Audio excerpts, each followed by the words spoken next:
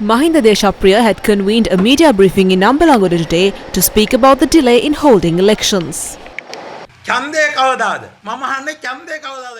When is the election? But I ask, which election will be held?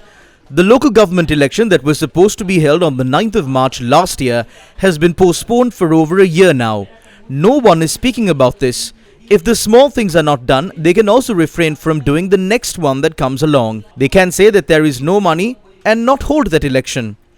They wait for a decision from court. None of the election officials are looking into this except for a few election observers. All the others are not looking into this either.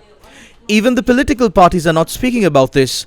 Our question is not when is the election. It is when will the local government election be held. The presidential election cannot be postponed. It must be held between the 17th of September and the 17th of October. But we need to stress that postponing any election is wrong, and those elections need to be held. The cabinet has said that 2 elections can be held with the money that has been allocated.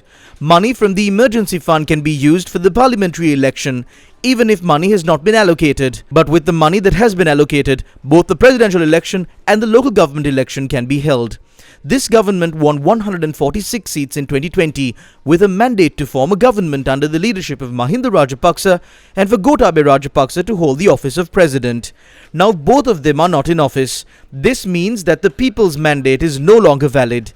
Therefore, I believe that the parliamentary election, the presidential election, the local government election and the provincial council election, if the act is changed, must be held before the end of 2025. As a state official who worked in the field of elections and as the chairman of the Sri Lankan Elections Professionals Association, I request everyone, do not allow for any election, however small, even the cooperative election, to be postponed. They surrounded the Elections Commission saying that the local government elections were delayed. About 125 members who vote with the government now surrounded the Election Commission. But the election has still not been held. Those who filed cases in court over the delay in the local government election are also not talking about it anymore. I can't believe how these politicians forget what they say in the opposition when they join the government.